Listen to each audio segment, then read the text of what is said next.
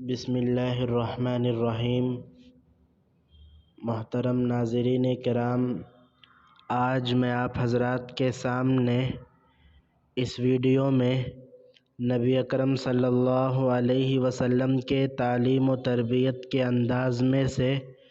ایک بات پیش کرنا چاہتا ہوں۔ کبھی ایسا بھی ہوتا ہے کہ جناب نبی اکرم صلی اللہ علیہ وسلم اگر ضرورت محسوس کرتے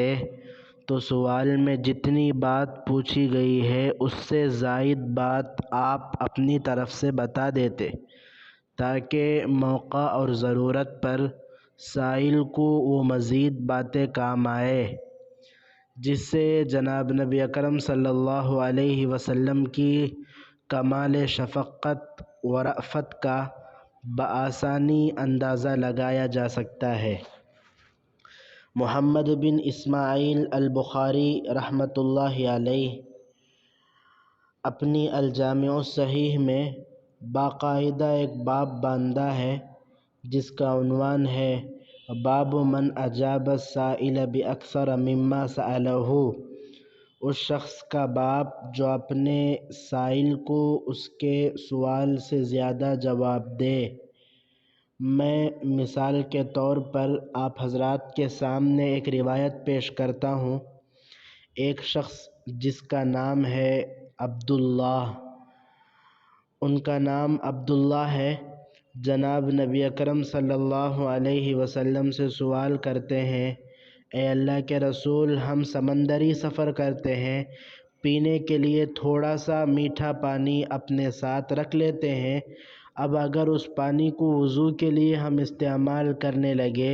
تو یہ جلد ختم ہو جائے گا، اور سمندر کا پانی اتنا کھارا ہوتا ہے کہ اس کو پی پانا ایک مشکل کام ہے، تو کیا ایسا ہم کر سکتے ہیں کہ گھر سے لائے ہوئے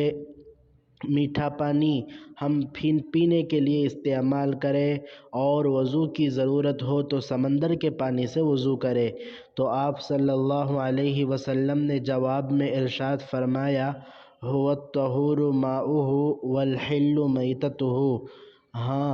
وضو کر سکتے ہو کیونکہ سمندر کا پانی پاک ہے، اور ہاں تم سمندر کا مردار جانور تک کھا سکتے ہو۔ غور کیجئے کہ جواب تو هو الطہور ماؤہ، سمندر کا پانی پاک ہے، یہ کہنے سے پورا ہو گیا، لیکن آپ نے محسوس کیا کہ جو شخص سمندر کا لمبا سفر کرے گا تو ممکن ہے کہ اس کا زاد راہ اور توشہ سفر ختم ہو جائے، تو دوران سفر اس کو سمندری چیزیں کھانی پڑ سکتی ہے، اس لیے آپ نے مزید فرمایا کہ جان لو زندہ تو زندہ، سمندر کے مردہ جانوروں کو بھی تم کھا سکتے ہو۔ اسی سے حضرات احناف کے یہاں سمندر کے مردار میں صرف اور صرف مچھلی کھائی جا سکتی ہے، دوسرے مردار جانور نہیں کھائے جا سکتے۔ اس حدیث شریف سے یہ بات بھی معلوم ہو گئی کہ اگر مفتی مستفتی کے استفتاء کے جواب میں مزید باتیں جو استفتاء میں درج نہ ہو لیکن اس سے تعلق رکھتی ہو یہ درج کر دے